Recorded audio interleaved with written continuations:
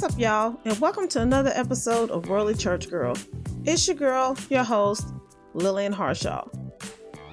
On today's show, I have a published author, a precision wellness specialist, a health advocate, food and supplement formulator, and hope expert. She has done it all and then some, and she has a testimony beyond testimonies of why she is where she is today. It gives me great privilege to introduce to you Miss Wendi Michelle. So what led you to health and wellness industry? I think it was a combination of things. One, perhaps the most significant one, is that I'm curious. I've always been so very curious, and the human body has always been very fascinating to me.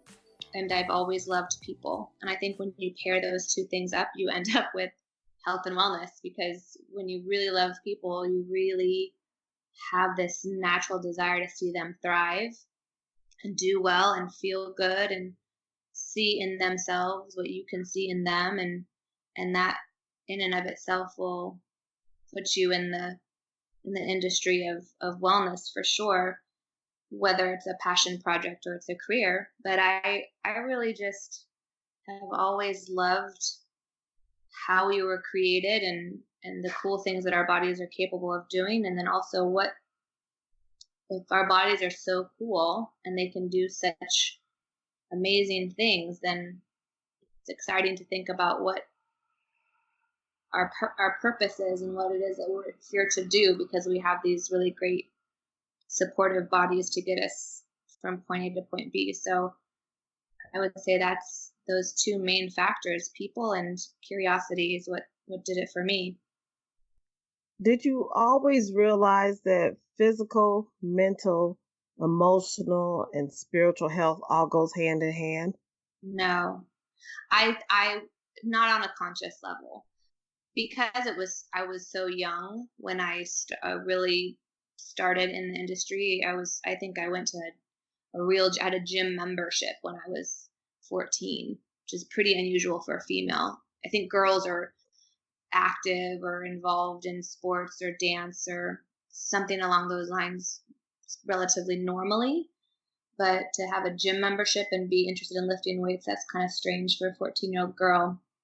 But because I was so young, I was still really learning about what is mental health. I don't even know if it at the time consciously had crossed my mind. It was more about, maybe I didn't have the vocabulary for it, but I did understand that it was a mindset thing, whatever that was, and it was a body image thing.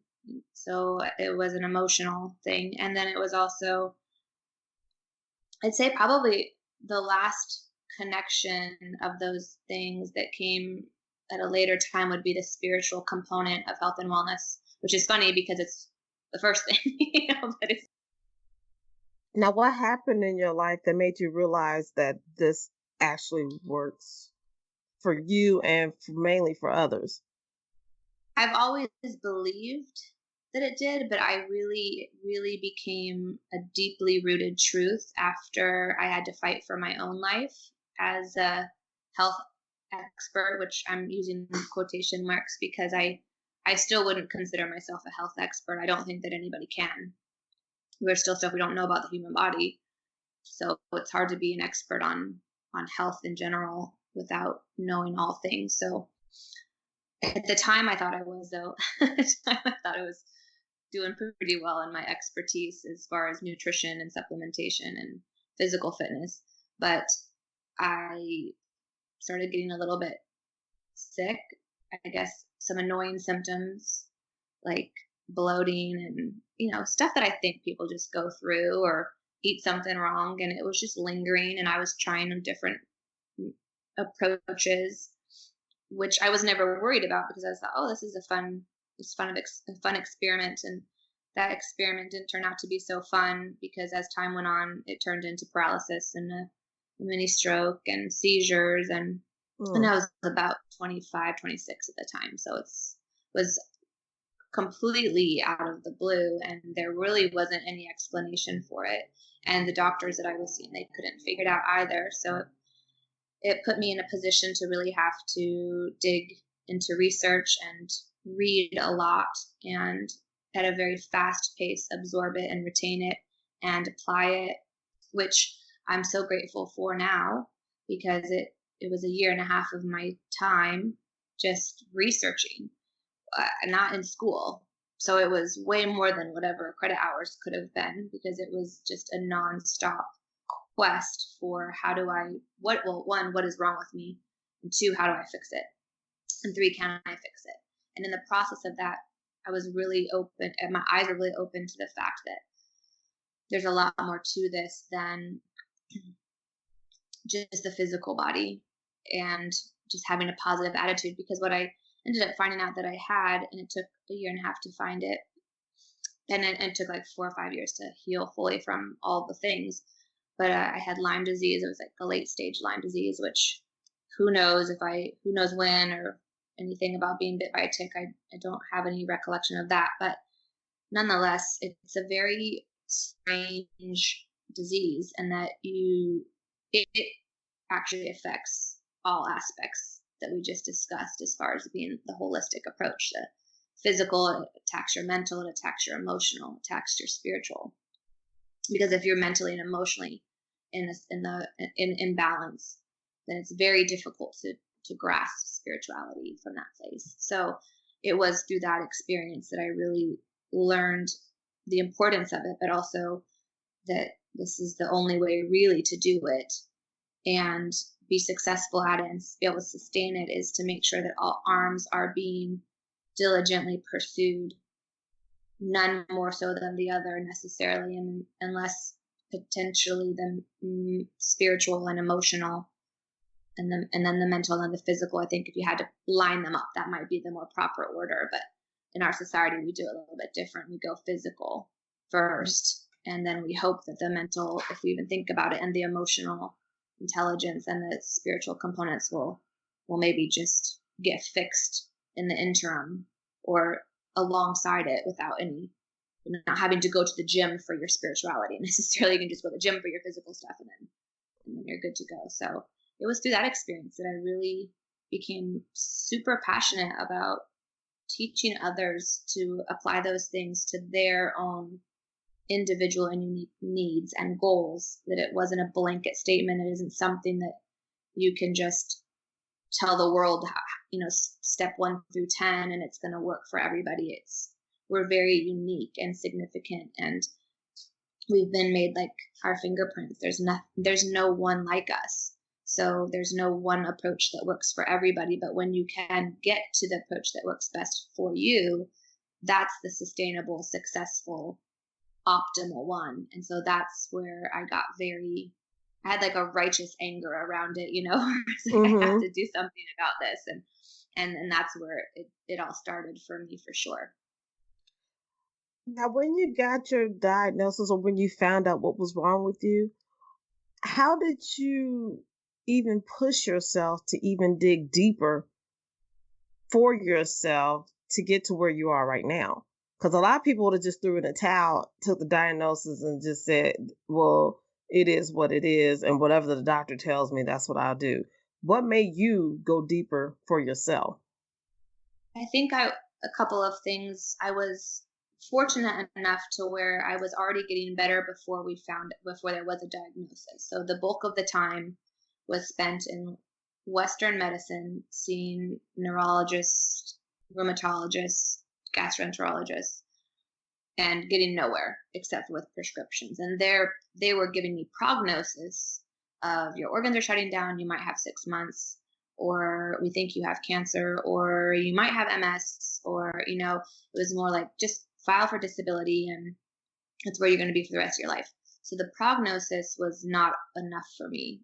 It wasn't enough because I was angry that it was happening at all, not just for me, but for people in general. I was like, if this is happening to me and I am intentional about what I eat and what I do, then there's going to be a lot of people out there that are getting a prognosis like this without any real answer to their why question. And I need to figure out what's going on so that I can, 1, help myself, and 2, help others. And that was really the I guess, the driving force behind that. And then once I realized I wasn't getting better, and I also didn't have an answer as to what it was, I really honestly did just like get on my face on the floor, and just cried into the carpet and was like, God, like, this is not what you have for your kids. Really, I wasn't really in church at the time. I wasn't really seeking, I wasn't doing, I mean, that's a whole other story, but basically I just had this moment where I was like, if you'll help me figure this out, if you'll help me do this, I want to do this because like search my heart about it, because I want to do this because I want to utilize this information for others. I don't want anybody else to ever feel like this again, to the extent at which I have the authority to have a say. And it was not but a couple of days later, I ended up in a naturopathic clinic, which I didn't think was going to work anyway, but I did it to just appease my dad.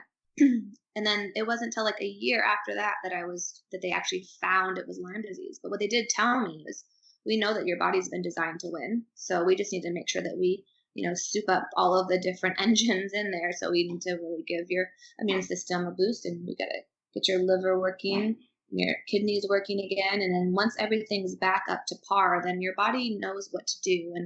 And they were right. They were very right. I saw it for myself, and I saw a lot of other people in that clinic heal miraculously, and you really just can't unsee what you've seen, And so once I saw that stuff, and then I got the diagnosis, well, then I was like, I have to keep pursuing this, not just feeling like me, but I need to feel better than me, because there's a lot of work to do for people. Because I saw women who had come to the Mayo Clinic for their breast cancer and be told to go home and say goodbye to their family, and then sit in a chair next to me in this clinic and treat their cancer alongside, some of the more traditional routes with some alternative care, and their tumors were shrinking. And I thought, well, why doesn't everybody know about this? There was multiple moments I could have thrown in the towel, and I was encouraged to throw in the towel. And I was, and I would have been totally justified in throwing in the towel. But I really feel like God's hand was on the situation in a way that I was given kind of eyes to see beyond what the doctors were saying, and not like that I was seeing like like signs and wonders necessarily, right? I was seeing things from a different perspective. I had eyes to see what was breaking his heart, but also what was possible and what was available to us, and that he hasn't left us without what we need to not just survive but to thrive. And so that's why I didn't throw in the towel, because I was like, there's too much work to do. I gotta see this through, and if it's not the thing to do, then then I won't be able to get through it. But I can't say I didn't try, and just that effort alone, just to say, well, I'll just try my best today. Biggest commitment I was able to give myself on some days.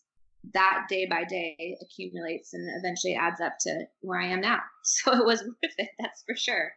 So is that how you started your program, the Advanced Wellness? Yeah, kind of. I really didn't want to be in the industry at all, though. After that, I didn't want anybody to pay me for wellness services. I didn't want to pay my bills on the misfortune of others being sick or not feeling well. I thought that was a weird thing. So I had in my mind, I'll just work a job that's not health and wellness related. So I became a Montessori school teacher, and I'll just have a shorter day, because prior to that I had been in corporate. I was doing risk management. It was very long hours into the weekends. So I thought, I'll just give my time and I'll just teach people for free. I'll just go do seminars, and I'll write content, and I'll meet people naturally and organically and help them without charging them. Mm-hmm. And that was my goal. That was my plan. And then it didn't go that way, because as I met people and did seminars and started helping people were like, Wendi, the world needs this information. If you are going to just give it away and just do it like part-time, you're not going to be able to get to enough people, because people's lives were changing. I mean, people were coming back from terrible, terrible places. And several of them, and one in particular who I consider one of my very best friends now, I mean, she basically just said, she said, people are going to spend their money on something. And it would be unjust for you to not give them the option to spend it on the truth. So you need to quit your job and you need to start doing this full time. And we'll help you. She and her husband will help you do that, whatever that looks like, because I was also a single mom at the time. Mm-hmm. So I didn't really have like a lot of options to hop off and be an entrepreneur or something. So they really encouraged me in that. And then that turned into a cookbook that was published. And then that turned into some food that I formulated that started to scale that, try to put that into the marketplace and into grocery stores or farmers markets. And then that turned into coming out to Los Angeles and meeting up with people who also saw my vision and really believed in what I did. And now that has turned into 9+ food brands for the grocery stores. And I also helped open a advanced wellness center in West Hollywood and designed their epigenetics and genetics program and helped with some of the other beginning stages of development of that, and have since gone on to consult with other wellness centers and drawn connections between this expert and that expert. And now I guess I just call it a precision wellness specialist overall, because whether I'm making food for the grocery stores or I'm speaking at an event or a conference or I'm doing one-on-one coaching, it's all about the individual and helping them have choices that are best for them and that are honest and that are authentic and have integrity. And so whatever way I do that, it just kind of naturally, organically transforms. Or I see a problem and I think this doesn't even make sense that this is a problem. When we have the science that we have now, we shouldn't be, why are we doing this? And then that somehow turns into a company. That's just like, that's just kind of how it's gone. So that's how it's all been unintentional, really. What I do now, it just continues to come from the root of my love for people and my ability to see where there's gaps. So that's holistic health? Yeah, so holistic health is, I think holistic people have the mindset or the understanding of that it's necessarily means alternative care or natural care, and holistic is whole. So it's about wholeness. So it's about incorporating all things in order to become whole. So that is mental, spiritual, emotional, physical, nutritional, technology, science, herbs. There's so many different elements that can be incorporated to create and to get to a place of wholeness. So I like to say I specialize in wholeness because I know enough about all the different elements to be able to help guide people into their own personal wholeness. So holistic is just another word for whole. Okay, when you were talking about helping people with their health issues, so you don't write a single rule book, one size fit all rule book, if you will. You deal with each person individually. Yes. So both have to come into play because otherwise there's no way I can get to every individual person, even though I'd love to. Definitely things that everybody can incorporate. It may not be the only thing that they need to incorporate, but there definitely is not. And if there is anybody that says that there is a follow these steps and you'll achieve your goals, and they apply that to the masses, it's not worth the money, because it's really about the individual and needing to get precise. But there are definitely a handful of things that everybody can start now to do and apply that will get them to the next level until they need to get to the precise piece. But what would be one thing that we could all do to help us? Water, which sounds very elementary and seems irrelevant, but we're mostly water. And every function of our body relies on the water that we drink. And our water, the way it speaks most clearly to our bodies and vice versa, which is what you always want. You want to be eating and drinking the things that most make sense to your body. So that's, as close to nature as possible. And the way that water is naturally made by the earth is different than all of these systems that it gets processed through and sterilized by and heated by. And so by the time it gets into our bodies, it's hardly effective or efficient for wellness. So I am a big advocate of spring water, and there's a resource that you can go to called findaspring.com or I can't remember which one, but it's findaspring something, and it shows you where natural springs are close to your zip code. So you can go actually collect your own water. That's the freshest, best route. However, it's not necessarily feasible for everybody. So the next best thing would be spring water purchased either from a supplier in glass, because the plastics are very problematic for a lot of different reasons, especially for women. And you can get like that from somebody who delivers or somebody who has a store locally, or there's fresh spring water in bottles in the grocery store as well. It's not cheap. It's not like the cheapest water. It's one of the most powerful things you can do. So it's worth the investment if you were to pick just one. Now, what is the best advice anyone has ever given you? That's a tough one. I've had some really wonderful people in my life, and I love questions. So I am always asking people questions when I meet them, so I can learn from everybody and everywhere I go. So I feel like I've been really given a lot of great advice. I'd say one of the things that has been the most helpful on both sides of the coin is a mentor friend of mine said, when people show you who they are, believe them. And I feel like, one, from a business standpoint, and from people that you want to really partner with in that way, it's important to watch people's actions more than listen to their words. But I think it's also when people are having a bad day, but it's just a bad day, they've already showed you who they are, and to try to see them from the angle of that reaction or that moment in their time is not who they are, but it's just maybe their pain talking. And so it helps to really extend grace for others and where they're at in their individual season or their walk. So one, it's very protective. Somebody shows you who they are, believe them. They're corrupt.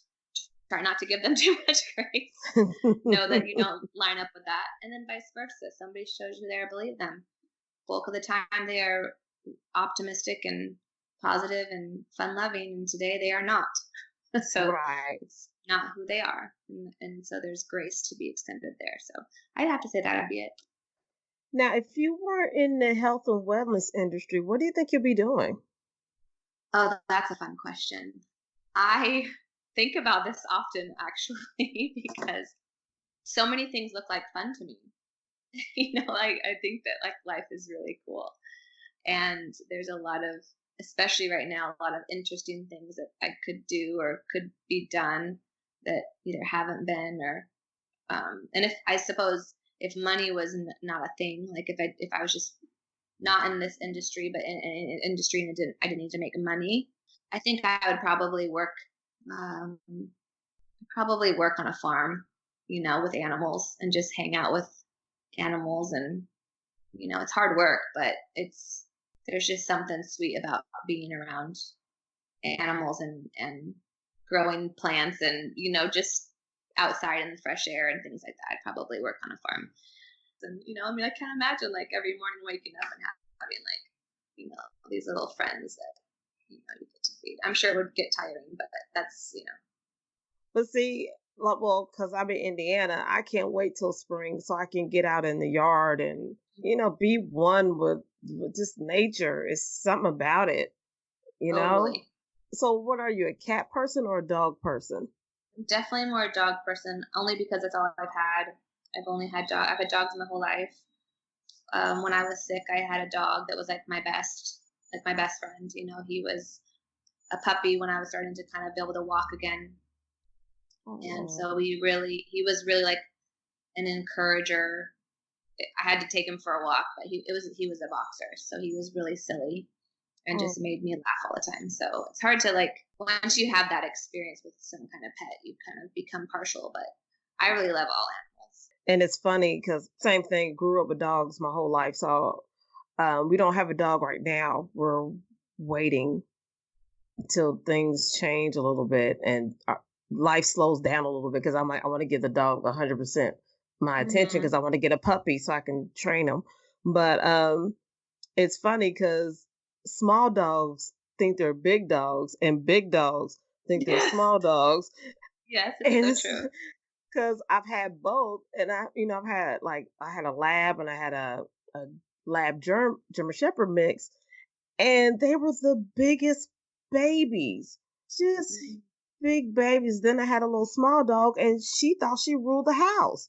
Mhm. So dogs are funny. They're so funny.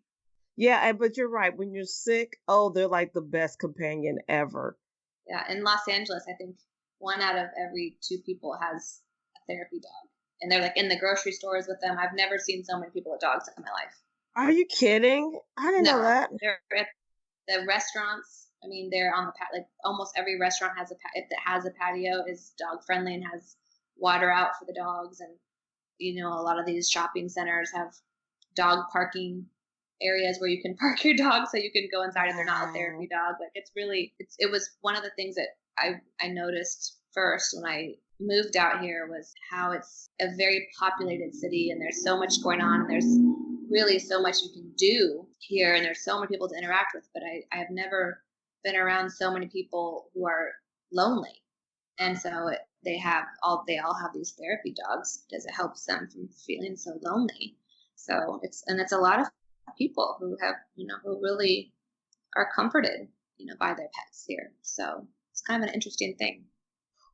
I'm not gonna even lie. I always thought it was just a bougie thing that everybody in LA and California had a dog and they were at the restaurant and they were at the park and at the store. I'm like, that is just so bougie and extra. That's gonna be me one day. But I didn't realize that it was for therapy. Yeah. Now I low key feel bad that I thought that, but Yeah.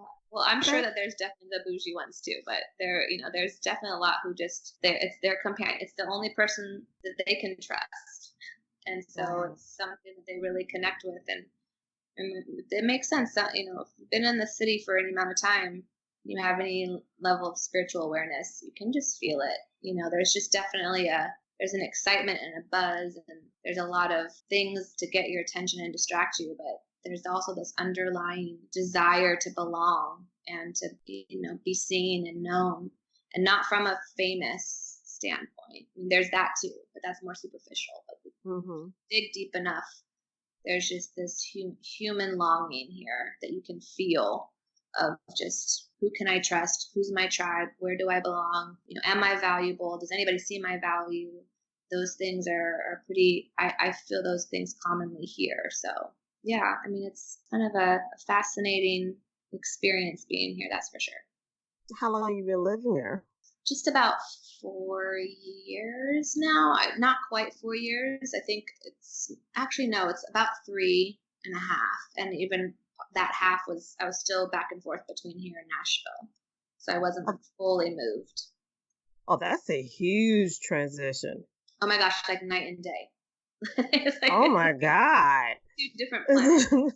Yeah, you're talking Hmm. from laid back to forever running and running and going and going. Yes. Now it's now you moved because of your calling, more or less, right? Yeah, well, I didn't want to move. I saw myself being in Nashville forever, and then my dad actually was diagnosed with pancreatic cancer 4 years ago, Mm-hmm. and probably 4 years ago now, or maybe it's been 5 years now. But anyway, I at the time I was waiting for my book to be published, so I was just kind of doing odd jobs, and I had the ability and the freedom to just go back to Arizona and help my mom and just care for my dad and believe for a miracle, only to have him pass away from the cancer, which at the time they found it had already progressed so far. Mm-hmm. It was only about 3 months from the time of diagnosis to the time of, till the time he actually passed away. And Wow. when I was in Arizona caring for him, my friends in Nashville were connecting me to people in Los Angeles because my book, and I had just formulated these nutrition bars and trying to connect me and help get me, I guess, just support my career to keep moving forward because there was elements that I really had to walk away from I'd really built up a momentum in Nashville around this book being published, and I had to walk away from all that stuff. Not had to, but I chose to be with my father, which was the best choice. Los Angeles was never on my radar. I never had it in my mind that I would be here. And even when I did meet up with business partners here and kind of start the process of beginning businesses, in my mind, I was always going right back to Nashville. I was like, oh, I have 6 more months and then I'm back. As soon as I get this on the shelf in the grocery stores, I'm out of here. And then as I'm saying that, I'm innovating a new product or creating a new brand. And now that's putting me another year out. And so now here I am. And I would say I will probably eventually have a spot in Nashville and be there on occasion. But I suppose at this point I'm still a little too far gone. Right. I think I'm here to stay. So unless there's another plan I'm unaware of. Who knows? You might be in New York next. Who knows? Yeah, who knows? Yep. So I was saying earlier, it's just kind of like you just lay it down and you just go, you know what, you're going to do what you're going to do anyway, God. So might as well. just roll with it. Yeah. It's funny because my next question for you was, what's next for you? But you don't even know.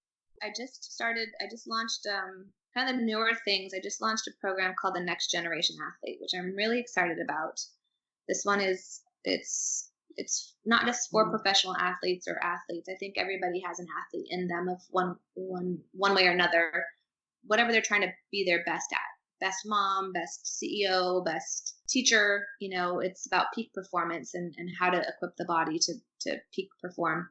And I just developed a program for female athletes, which I'm really excited about, called The Future of the Female Athlete. And that one is a seminar-based program where I teach athletes and their coaches, or anybody who helps a female athlete, to make sure that the right conversations are being had around pregnancy and body image and emotional intelligence and monetization of who they are in their sport, not to be overly sexualized, but to be appreciated for their abilities and their gifts and like what they're able to do. And I'm really, really passionate about that. So that's exciting. And then I also just finished a children's book that I'm just waiting on the illustrations to be done.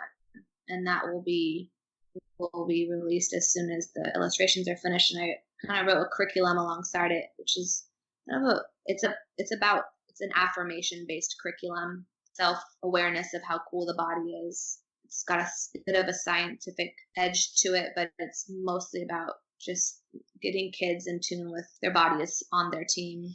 It's for them, and it's all about getting them to where they're going. And so this is why we eat this way, or this is why you might want to get some extra sleep or whatever, because your brain is this or whatever. So it's just a fun project. So that I'm looking forward to too. So I'd say those are probably like the most immediate next. I am surprised that you even had time to squeeze me in. There's always time. Wow. Well, I don't even know what to say. I'm honored that you squeezed me in and reached out to me. I love what you're doing. It really, your the content and what you do really spoke to me. Even just in the title of your podcast, I was like, oh my gosh, that's me. I am that girl. I'm so glad. When the Lord gave me that name, because it's initially for a book I'm writing, and it's a fictitious book of my life, growing up in the church world, but being torn with the secular world. Mm-hmm. And so I tell everybody, well, one thing I tell people, like, if you can't handle the truth, don't read my book, because it's it's not PG. Well, and I think that's why it resonated, just the name. It just like jumped off the screen to me, because it's, I was raised in Catholic church when my mom was raised in Catholic schools, and I got to 15 or so there, and then I got pregnant, and so that doesn't really fit well in the church world. And right, and then it was like, well, you can't be confirmed because you're pregnant. And it just it became a lot of, I've never fit there, but it's always where I've longed. Like I have a longing for, and I know I have a deep understanding of, but at the same time, it doesn't really match. Like if I were to sit and listen to, what it should look like, quote unquote, I'm like, well, Mm-hmm. it ain't me. So I don't, I don't Right. really know how to, Right. I'm like the 30-year-old woman with a 14-year-old daughter who's, Mm-hmm. not married, and nobody wants me in their Bible study. So, nobody wants me. And so it's like at every turn, I'm just as outcast as it gets. At every, in a place where you should feel this is where I belong. I felt Right. the opposite.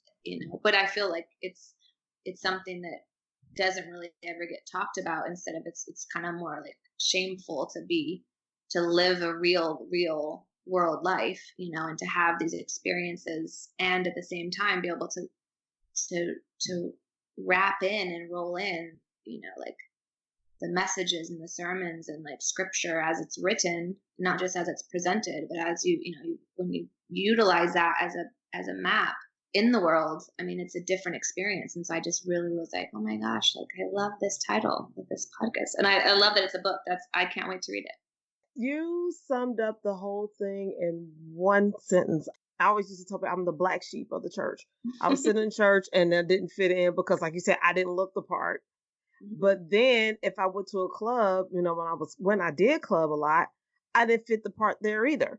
I Yep. just never fit. It was like, I just don't fit in nowhere. But Yeah. I knew that God still loved me and God still was going to use me. So it really didn't make any sense until I start studying and digging for myself. And I'm like, Jesus didn't fit in either. Right. I know. Like, One of my favorite hello. things about him. I know. I was like, he made no sense either to anybody. He didn't make sense to the church. He didn't make sense to the people of the world, but he was God's son. This makes no sense. Yeah. When when my daughter was 16, 17 or whatever, and we were in Nashville, she would go to youth groups. I'm like, well, I'll be a youth group leader too. And so I had like a group of girls, and I used to tell them, like, your rebellious spirit that you have, it's there. It's not like a character flaw. Rebellion is what continues and will always be the characteristic that changes this world and pushes on history. It was the rebelliousness of even Jesus that has, spun the world in the direction it's spun, because he wasn't conforming. He didn't conform, and just to even watch somebody walk that out is enough to change people, let alone then you do all the other things he did. But it's like, it's just about shifting our rebellion and utilizing our rebellion and lining the rebellion up with the kingdom. It's not about shaming the rebellion or going, oh, here comes this person who doesn't want to ever do anything like anybody else. They're like a hipster, they're whatever. It's like rebellious, like that. That is rebellion is that's what Jesus did best. I was raised Pentecostal, so that's the no makeup, no pants, da da da. Yeah. I did all those things. I walk into the church, I got blue highlights in my hair. Nice. Nothing outrageous, but blue highlights in my hair, big hoop earrings, makeup, and yes, thigh high boots, whole nine.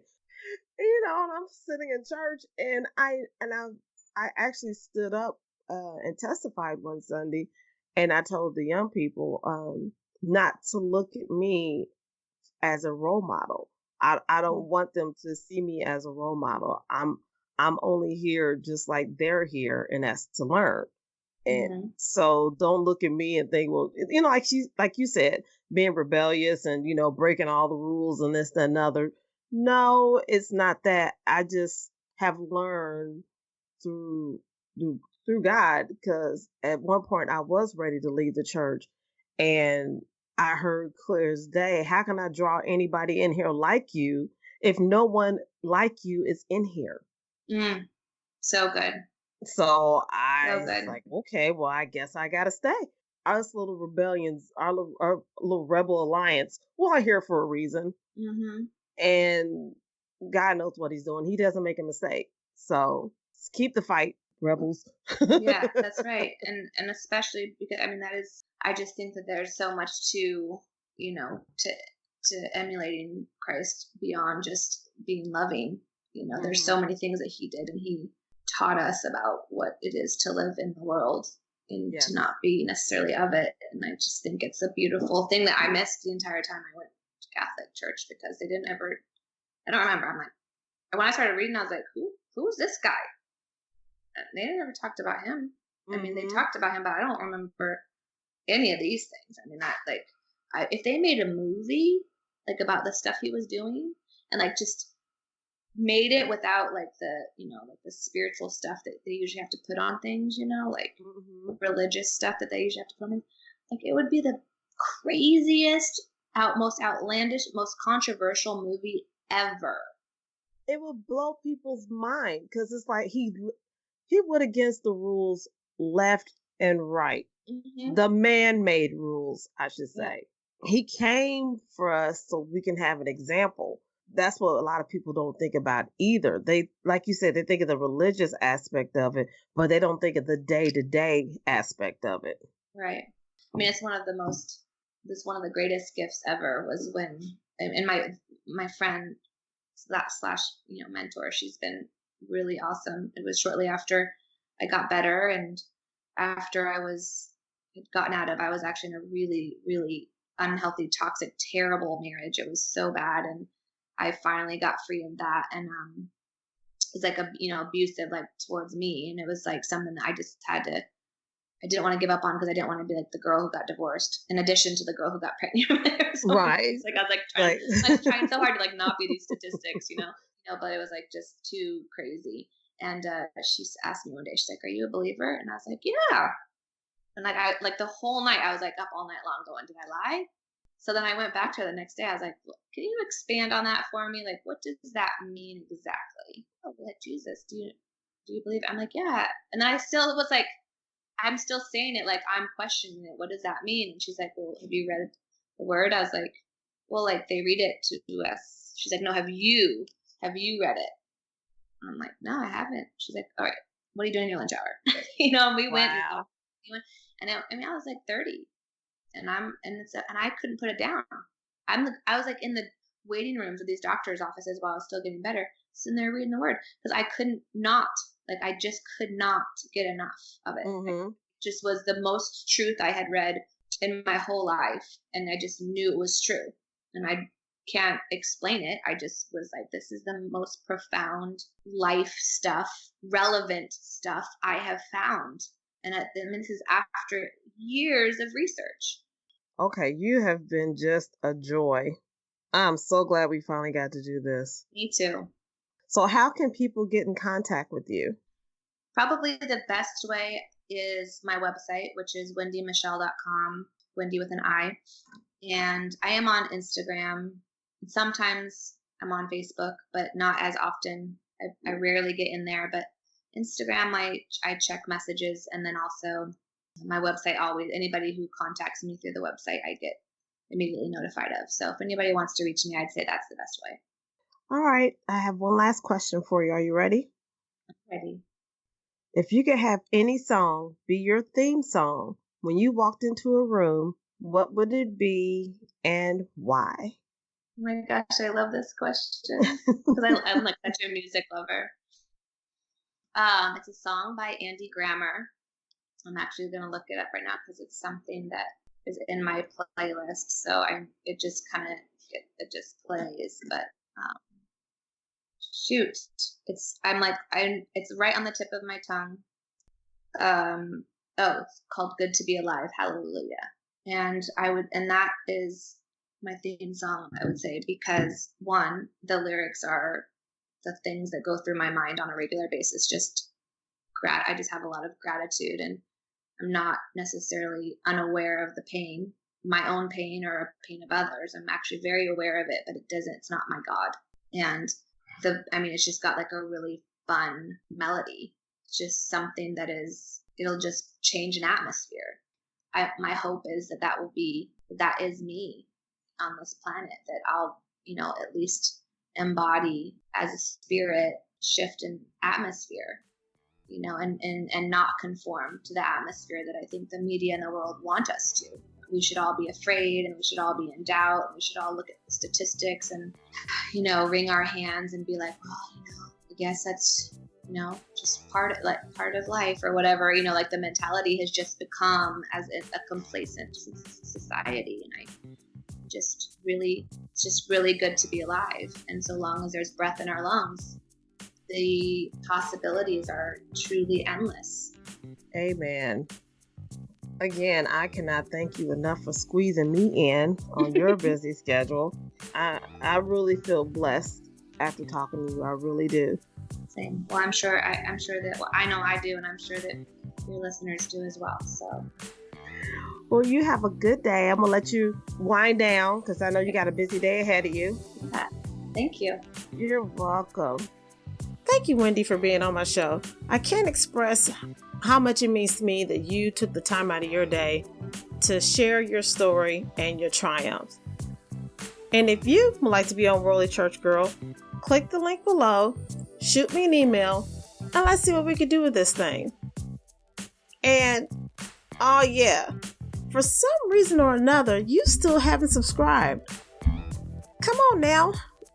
It's not that hard to do. Hit that subscribe button and join the crew.